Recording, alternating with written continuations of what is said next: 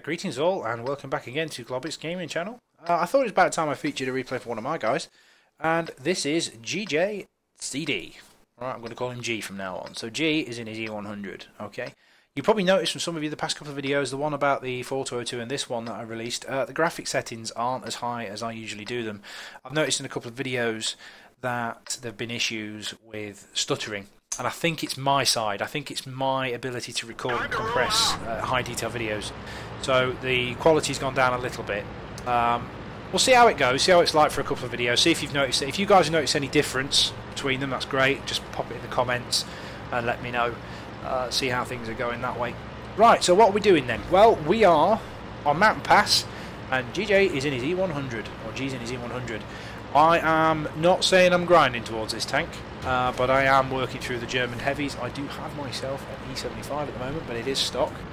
I'm having some really good games in it. I really do like the German armour. Now, I'm going to put something out there now. I've been a massive advocate of the IS-3 for a very long time. Up until the past few months, I'm having such an absolute fucking mare with the IS-3 at the moment. My tier 8 heavy tank of choice always used to be the IS-3. Now I'm starting to move away and think differently. I'm having huge issues with getting ammo racked in that thing. The IS-3 can actually be ammo racked from the front, because the front part of one of the ammo racks, basically on the front of the pike nose. I'll just pause the video here quickly. Where that IS-3 is, you see those plates on the front plate of the IS-3? If you shoot between there and the little hooky things, you can actually get the tank's ammo rack. So I'm starting to lean towards Tigers and T32s, etc, etc, for maybe competitive play. I mean, is that something anybody else has noticed? Is there any way around that? You know, and I've got safe stowage. I've got another stutter on the video. I think this might be GJ's end or G's end. We'll see. Alright.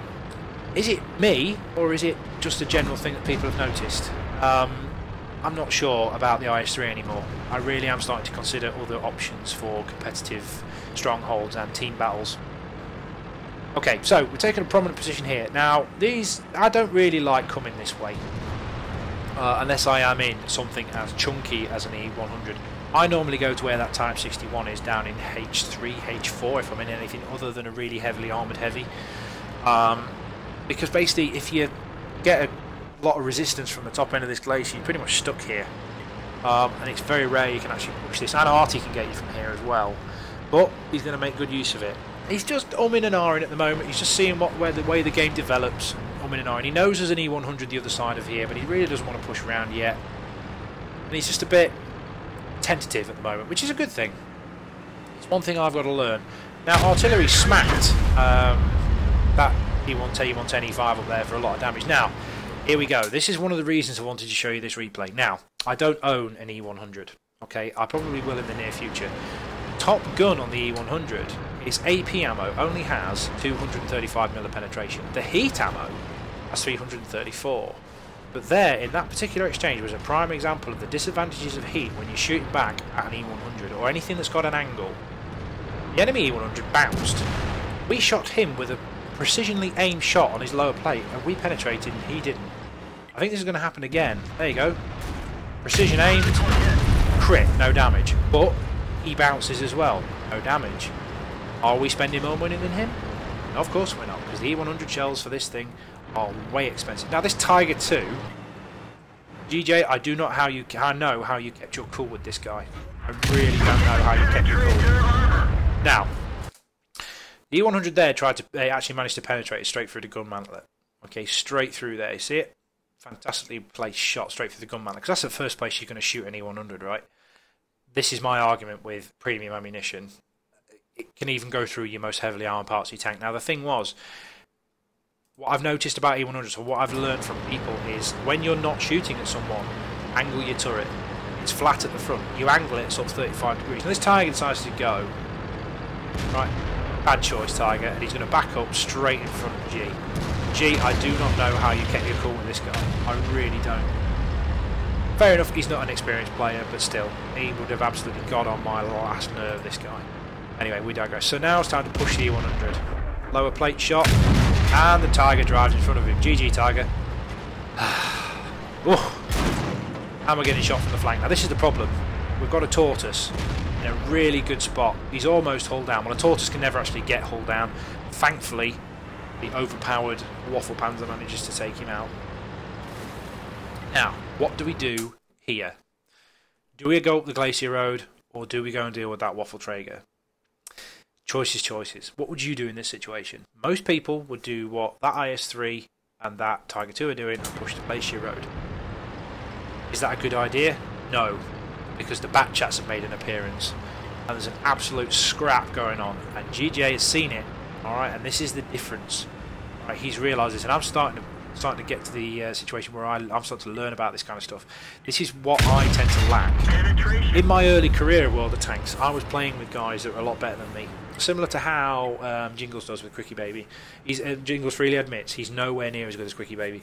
And I'm nowhere near as good as a guy that I used to play with called Melanthius. Now, he still streams occasionally, and we used to go on his stream quite a lot, and he would be the person looking at the map, and we would have some really rockstar games. My win rate and my efficiency / WN8 rating has been on a slow decline since I stopped playing with Merle, because I'm not winning and being as effective as I used to be when I was with him. I'm an effective player when I get told what to do, but what I'm starting to learn is, in situations like this, I would have gone up the Glacier Road and tried to push the cap.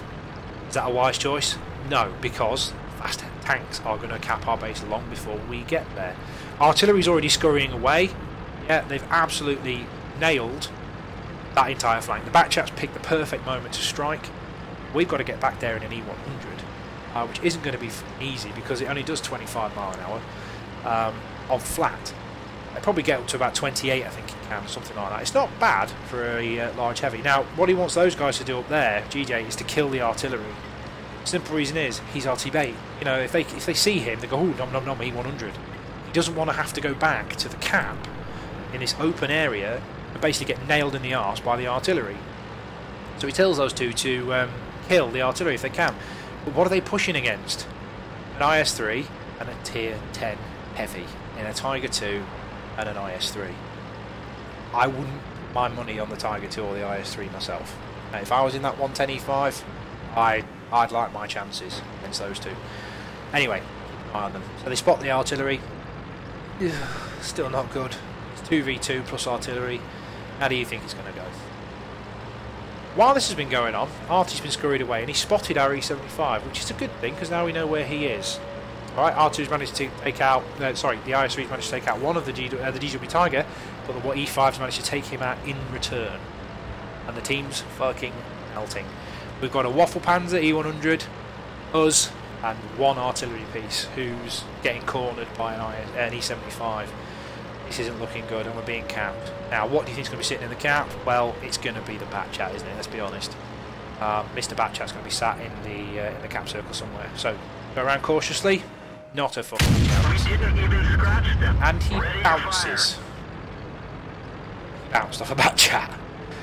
What's going to happen here? Well, if that Batchat's loaded, which he doesn't look like he is, we've got a lucky escape. We've had a lucky escape. I'm just swallowing acid reflux there. We've had a lucky escape. Alright.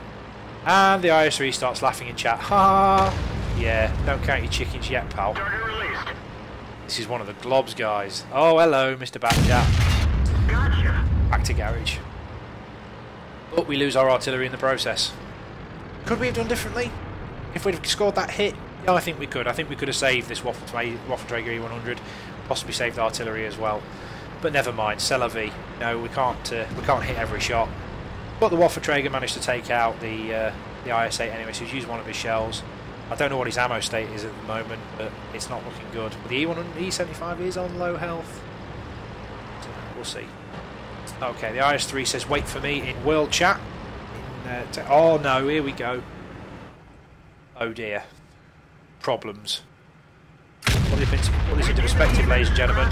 We're on for a Kolobanovs here.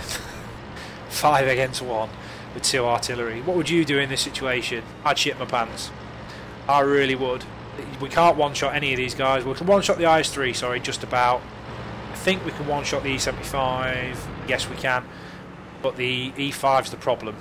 Now, if this E5 plays sensibly, he could absolutely decimate us here. Or IS-3. Yes, managed to take the IS-3. Okay, so the waffle trigger looks like it's blocking the road. The E5's coming up. Now the E5's a very strong hull down tank. He has got a prominent weak point on his turret. What the hell's he doing? Really? Okay, this is easy. That makes it a hell of a lot easier. We can get his lower plate. We can side scrape. Oh my word. Well, let's kill that guy first. Tier 1 10E5 misses. Tier 1 10E5 drives from behind the rock. GJ moves to try and track him, and then he gives us his arse. We've loaded Hesh. Penetration. Oh. One of our tracks is damaged. Okay. This is easy. And even his own team are telling him he's a moron. Oh my god. Push him, push him, push, push, push, push. Oh, it takes him out. Yes, he loaded gold. But wouldn't you in that situation? Wow, all he's got is 2 artillery pieces. I don't know why the back chat's saying report E5 here. I don't know why, because you can't actually report somebody for being a div, being a noob. You can report them for unfair play, but that's not unfair play, you just don't understand. Glory, glory, E-100. He's getting chanted on by his team. Oh my god. And even Nithro's saying this tank is complete shit. No it isn't, mate, you just don't know how to play it. We haven't won yet. We haven't won yet. So what do we do? What would you do in this situation? You've got a choice. If he goes, he's saying it in chat now, if he goes towards the enemy cap and goes to cap and they basically go down the glacier road, get around him, he can't get back in time. So he has to make a choice. As the enemy artillery, what would you do? I'm not an artillery player, I play Bert. Bert's not artillery. I don't know. He's asking for ideas. Now this is the thing about G, and this is what impressed me about this replay. He's actually asking for help. Because he's not sure. What would you do? Well, I'd wait and see. I'd go to about here and I'd sit there. Personally, this is where I would sit. I'd sit where these rocks are down here, personally. Sit in there and wait and see what happens. But then again, there's only 3 minutes left. You know, you don't want to get a draw after this, and this is a Colorbanos opportunity. So he chooses the middle road. Now, the reason why I think he chose the middle road is because he could basically spot here and here. But he's just been spotted. Oh, what's he been shot at with? Oh, this could be interesting. FE207! There he is! Don't miss. Oh, no. Okay, we need to move. We need to press the action on this guy. We're going to beat his reload. That's not an issue. We need to close him down. 3 minutes left. Come on, GJ. Come on, G. Sick 'em, boy. Ah, dear. This is tense. I was actually tense. I was actually bumhole was going at this particular point in the replay because I really wanted him to get his Kolobranov medal. So, where's the other artillery piece going to be? Well, for my money, he'd be at the back in the enemy cap. So what we need to do is close this guy, kill him as quickly as possible, and keep moving. Is he going to be still sat there, or will he have reversed? Oh, he's still there. Oh, he's missed! No! No! 10 seconds to the reload, and he's looking at us. Oh no! Now, this is the thing about the FV207. I learnt this the other day when Jedi plays this tank. It only has a 52mm gun with the same splash radius as a KV5. It's got the alpha damage, it's KV2, sorry. It's got the alpha damage bigger than the KV2, but it's not got a great splash radius, and he only managed to do 293. If he'd have been a different artillery piece, like a T92, that would have been over. But we managed to survive. Coulda, woulda, shoulda. We did it. We managed. Great. Let's hunt down the last piece of artillery. Now, from the information he's been given so far then, GWE-100 is firing at him from a different location, so there's no way there's a GWE-100 actually going for our cap. At this point he probably is, but he's going to make it. But he's not going to get to the enemy cap circle in time to be able to cap, so he has to play aggressive. He has to be aggressive now. He has to take the fight to the GWE-100 because he can't actually cap out. It takes a minute and 20 seconds, I think, or a minute and 30 or something to actually cap. So what we'll do is speed up the replay as he's going over the water. He's reloaded high explosive ammunition. Alright, and the team's actually wishing him good luck. And this is a good thing from the team. As the arty, where would you go? I'd be on my toes down the fucking Glacier Road at this point, and I'd settle for a draw, personally. But the artillery, being artillery, wants to wait for a shotgun. Alright, I'm pretty sure he's going to be sat there, if I know artillery players. 20 seconds left. He's got to be here so we can win. He has to be here. If he's not, we're fucked. Is he here? Yes, he is. Donks his shot. Don't fucking miss. Enemy armor is destroyed. GG. GG.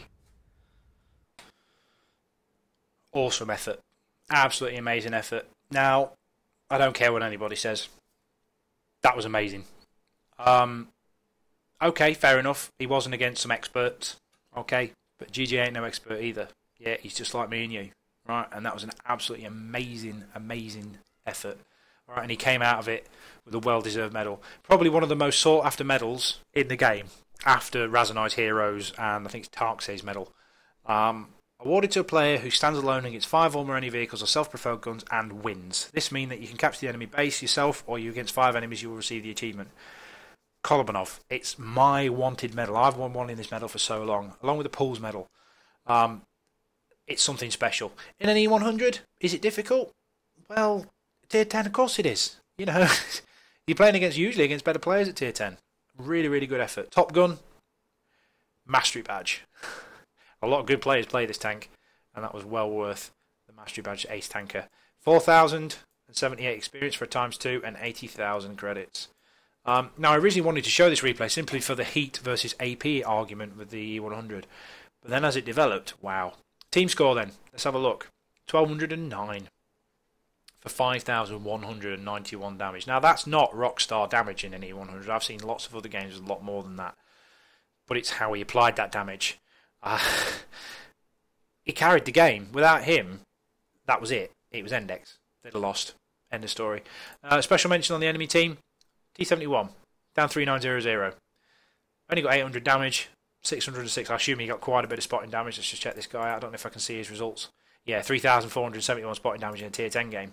Yeah, GG to him. Well played. How do I get rid of this? There we go. So what else did we do? Fired shots, 14 hits, 10 penetrations. Yeah, not bad considering he's shooting mostly AP. Received 8 hits, bounced 5. Yeah, that's good effort. Good effort. 2,600 damage blocked by armour. He did get a little bit of spotting damage. Yeah, but it was the Kolobanov's medal for me that made this worthy of a replay. And he made 80,000 credit profit. No understand how he did that. He probably already got the ammunition. And he took damage. I don't understand that. It's probably a fault with WoT Replays there. But he made 80,000 credits on that one. What the hell went wrong there? He probably doesn't auto-repair his vehicle. Buys the ammunition, buys consumables. That's probably how that's happened. Can you do that if you don't repair it? I think you can. Anyway, we digress. So, there you go. Kolobanov's medal from one of mine. Well played, GJ. Good luck to you, buddy. Hope you play some more E100 games like that, and hopefully you're on my team. Take care of yourselves, guys, and I'll see you next time. Bye now.